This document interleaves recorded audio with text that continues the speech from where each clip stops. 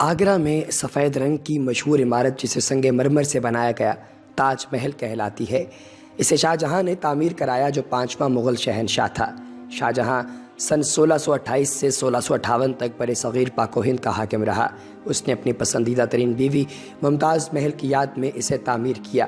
یہ 42 ایکڑ پر مشتمل ہے۔ اس میں ایک مسجد اور ایک مہمان خانہ بھی ہے۔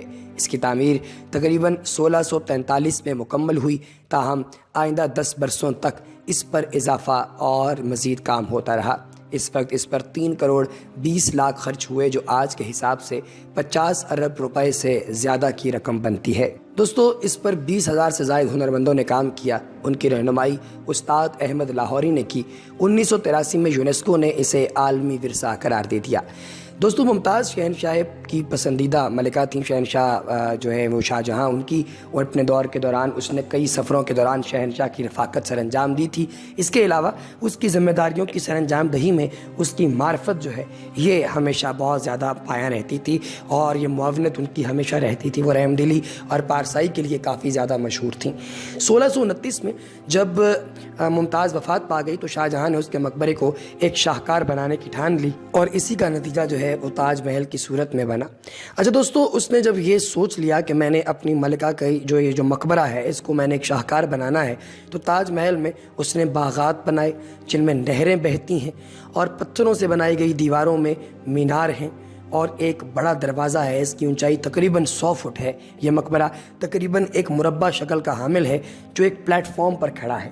یہ امر بھی قابل ذکر ہے کہ جب تاج محل کی تعمیر اپنے اختتام کو پہنچی تو شاہ جہاں کا یہ ارادہ تھا کہ دریا کے مخالف کناروں پر اپنے لیے بھی سنگ مرمر کا ایک مقبرہ تعمیر کروائے، لیکن قدرت کو کچھ اور ہی منظور تھا۔ اس کے بیٹے اورنگزیب نے اس کے خلاف بغاوت کی اور اسے آگرہ میں نظر بند کر دیا۔ سن 1666 میں شاہ جہاں وفات پا گیا اور تاج محل میں اپنی بیوی کے قدموں میں دفن ہو گیا۔ دوستو، انفارمیٹکس میں خوش آمدید۔ اگر آپ دوست احباب نے ابھی تک ہمارے چینل کو سبسکرائب نہیں کیا تو چینل کو سبسکرائب کیجئے اور بیل آئیکن پر کلک کیجئے تاکہ آپ کو آنے والی انفارمیٹو ویڈیوز کی اپڈیٹس وقتاً فوقتاً ملتی رہیں۔ دوستو، جہاں آرا اپنی جو ہے وہ ایک بہت ہی مشہور اور معروف ایک ملکہ تھیں۔ مغل بادشاہ شاہ جہاں اپنی سب سے بڑی بیٹی جہاں آرا کے ساتھ شطرنج کھیل رہے تھے کہ ان کی اہلیہ ممتاز محل کے کمرے سے ایک ہرکارہ دوڑتا ہوا آیا اور خبر دی کہ ملکہ ممتاز محل کی حالت نازک ہے۔ جہاں آرا دوڑتی ہوئی اپنی ماں کے پاس گئیں اور انہی قدموں سے لوٹ کر اپنے والد کو خبر دی کہ والدہ کا درد زہ برداشت سے باہر ہے اور اب بچہ ان کے پیٹ سے نہیں نکل پا رہا۔ شاہ جہاں نے اپنے دوست حکیم عالم الدین وزیر خان کو طلب کیا، لیکن وہ بھی ممتاز محل کی تکلیف کو کم کرنے میں ناکام رہا۔ معروف مورخ جادو ناتھ سرکار نے اپنی کتاب اسٹڈیز ان مغل انڈیا میں شاعر قاسم علی آفریدی کے حوالے سے لکھا کہ اپنی ماں کی مدد کرنے میں بے بسی محسوس کرنے والی شاہ جہاں آرا نے غریبوں میں جو زر و جواہرات تقسیم کیے اس امید پر کہ خدا ان کی دعاؤں سے ان کی والدہ کو صحت دے دے، دوسری جانب شاہ جہاں بھی غم سے نڈھال تھے۔ اسی قسم پرسی کی حالت میں ممتاز محل کی کوکھ کے اندر ہی بچے کے رونے کی آواز سنائی تھی۔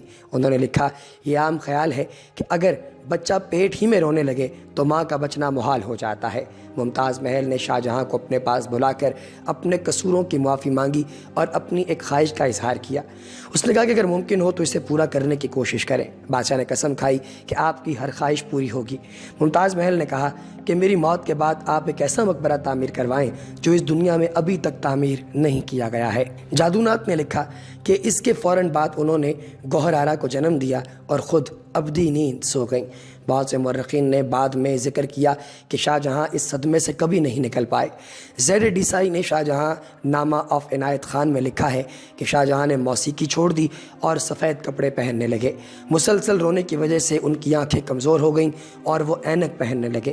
پہلے جب ان کا ایک بال بھی سفید ہوتا تو وہ اسے اکھڑوا دیتے، لیکن ممتاز کے مرنے کے 1 ہفتے کے اندر ان کی داڑھی اور سارے بال سفید ہو گئے۔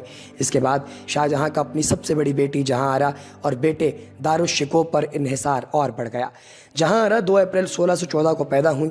ایک درباری کی اہلیہ ہری خانم نے انہیں شاہی طور پر طریقہ جو ہے وہ سکھایا۔ جہاں آرا بلا کی حسین ہونے کے ساتھ ساتھ بڑی عالم و فاضل بھی تھیں۔ انہوں نے فارسی زبان میں 2 کتابیں بھی تحریر کی تھیں اور 1648 میں ہونے والے نئے شہر جو کہ آباد ہوا تھا، یہ شہر شاہ جہان آباد کی 19 عمارتوں میں سے 5 ان کی نگرانی میں تعمیر کی گئی تھی۔ سورت کی بندرگاہ کی پوری آمدنی ان کے حصے میں آتی تھی۔ थी। उसका अपना साहिबी नामी जहाज़ था जो डच और अंग्रेज़ों के साथ तिजारत करने के लिए 7 समंदर पार जाता था। मशहूर मौर्रिख और डॉटर्स ऑफ द सन की मुसन्निफ़ा आरा मखूती बताती हैं कि मैंने मुग़ल ख़वातीन पर जब तहकीक शुरू की तो मैंने ये पाया कि शाहजहानाबाद, जिसे आज हम पुरानी दिल्ली कहते हैं, इसका नक्शा जहां आरा बेगम ने अपनी निगरानी बनवाया था, उस वक्त सबसे खूबसूरत बाज़ार चांदनी चौक भी उन्हीं की देन है। वो दिल्ली में उस वक्त की सबसे अहम खातून थीं, उनकी बहुत ज़्यादा कदर व मंजिलत थी और वो बहुत ही ज़ीरक भी थीं। दारुशिको और औरंगज़ेब में दुश्मनी थी। जहां आरा ने दारुशिको का साथ दिया, लेकिन औरंगज़ेब जब बादशाह बना तो उन्होंने जहां आरा को ही बादशाह बेगम बनाया। बादशाह बेगम का खिताब मुग़ल सल्तनत की सबसे मौसर खातून को दिया जाता था। ये पहले नूर जहां के नाम था। जहां आरा का शुमार मुग़ल अहद की सबसे तहज़ीब याफ्ता खातून में होता है। उनकी सालाना आमदनी उस वक्त 30 लाख रुपए थे और आज के दौर में उसकी कीमत 2 से 3 अरब रुपए कही जा सकती है। एक औरत जो एक साल में 2 से 3 अरब रुपए कमाती है, दुनिया की अमीर तरीन औरत बन सकती है। मुग़ल दौर की रियाया भी उन पर अपनी जान छिड़कती थी। एक और मौर्रिख राना सफ़वी कहती हैं कि हम ये नहीं कहेंगे कि वो शहज़ादी थीं या शाहजहाँ की बेटी और औरंगज़ेब की बहन थीं, वो अपने आप में एक मुकम्मल शख्सियत थीं। जब वो सिर्फ 17 साल की थीं तो उनकी माँ का इंतकाल हो गया और उन्हें बादशाह बेगम बनाया गया, जो उस ज़माने में किसी औरत के लिए सबसे बड़ा ओहदा था। जब वो बादशाह बेगम बनी थीं तो उन्हें अपने यतीम भाई बहनों की देखभाल भी करनी थी। वो अपने बाप का सहारा भी बनती थीं, जो अपनी अहलिया के इंतकाल की वजह से बहुत ज़्यादा गमज़दा थे। सन 1644 में जहां आरा के साथ एक बहुत बड़ा हादसा पेश आया। जब वो किले के अंदर चहलकदमी कर रही थीं तो राहदारी में रोशन एक मशल से उनके जामे में आग लग गई और 11 महीने तक उन्हें बिस्तर पर रहना पड़ा। मुग़ल दौर की कई कहानियों का तफसीली मुताला करने वाले आसिफ खान दहलवी कहते हैं कि वो जहां आरा की सालगिरह का मौका था, वो रेशमी लिबास में थीं। जब वो अपने खादमों के साथ बाहर आईं तो एक शम्मा उनसे रश्क करने लगी और जामे का बोसा ले लिया। इस तरह शहजादी के लिबास में आग लग गई। दोस्तों, खादमों ने उन पर कंबल फेंक कर आग बुझाई, लेकिन वो बुरी तरह जल गईं और उनकी हालत बहुत नाजुक हो गई।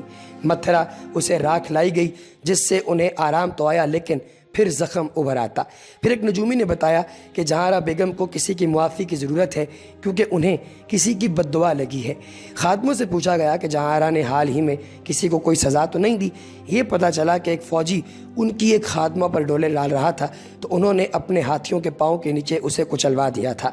सिपाही के ख़ानदान को तलब किया गया और उनसे मुआफ़ीनामा लिखवाया गया और उन्हें पैसे दिए गए। फिर जहांआरा का मर्ज जाता रहा। उसके बाद शाहजहां अपने ख़जाने के दरवाजे उसने खोल दिए। इनसे हर अहम मामले में मशवरा लिया जाता और इस ज़माने में इंडिया आने वाले मगरबी मौर्रिखों ने बाज़ार अफवाह का जिक्र किया है, जिसमें शाहजहां के उनसे नाजायज़ ताल्लुकात थे। दोस्तों, ईरा मखूती कहती हैं कि जब ये मगरबी सयाह हिंदुस्तान आते तो उन्हें ये देखकर ताजुब होता कि मुग़ल बेगमात किस कदर बाअसर थीं। इसके बरक्स उस ज़माने में बरतानवी ख़ातीन को इस किस्म के हुकूक हासिल नहीं थे। वो इस बात पर हैरान थे कि बेगमात कारोबार कर रही हैं और वो उन्हें हिदायत दे रहे हैं कि किस चीज़ का कारोबार करना है और किस चीज़ का नहीं। इसका सबब उनकी नज़र में शाहजहां के साथ गलत ताल्लुकात हैं। उन्होंने ये भी लिखा कि शाहजहां की बेटी बहुत खूबसूरत है, जबकि मेरे ख्याल में उन्हें शायद ही कभी जहांआरा को देखने का मौका मिला हो। फ्रांसीसी मौर्रिख फ्रांसोआ बर्नेर ने अपनी किताब travels in the Mughal empire में लिखा कि जहांआरा बहुत खूबसूरत हैं और शाहजहां उन्हें बेपनाह चाहते हैं। जहांआरा अपने वालिद का इतना ख्याल रखती थीं कि दस्तरखान पर कोई ऐसा खाना नहीं होता था जो उनकी अपनी निगरानी में नहीं बनता था। बर्नियर ने लिखा कि ज़माने में हर जगह उनके नाजायज़ ताल्लुकात के चर्चे थे। बाज़ दरबारी तो ये भी कहते थे कि बादशाह को उस दरख्त से फल तोड़ने का हक है जिसे उन्होंने खुद लगाया हो। दूसरी जानिब मारूफ तारीखदान मनोची इसे सख्ती के साथ मुस्तरद करते हुए बर्नियर के ख्याल को महज जहन की उड़ान कहते हैं। उसके साथ वो ये भी कहते हैं कि जहांआरा के बहुत से चाहने वाले थे जो उनसे मुलाकात के लिए आए थे। राना सफ़वी ने मनोची के नज़रिए की हामी है। वो कहती हैं कि सिर्फ बर्नियर ने नाजायज़ ताल्लुकात के बारे में लिखा है। वो औरंगज़ेब के साथ थे और वो दारिशिको से बहुत रंजिश रखते थे। इस वक्त भी ये कहा गया था कि ये बाज़ारी गपशप है और ये गलत है। برنیر جانشینی کی جنگ میں اورنگزیب کے ساتھ تھے اور جہاں آرا دارالشکوہ کے ساتھ تھیں، لہٰذا وہ اس طرح کی افواہیں جو ہیں وہ پھیلا کر ان کو ہوا دے رہے تھے۔ یہ بہت پرانی روایت ہے کہ اگر آپ ایک عورت کو ذلیل کرنا چاہتے ہیں تو اس کی کردار کشی کرنا شروع کر دیجئے، جس سے یہ پتہ چلتا ہے کہ یہ بے غیرتی آج کی نہیں بلکہ بہت بہت پرانی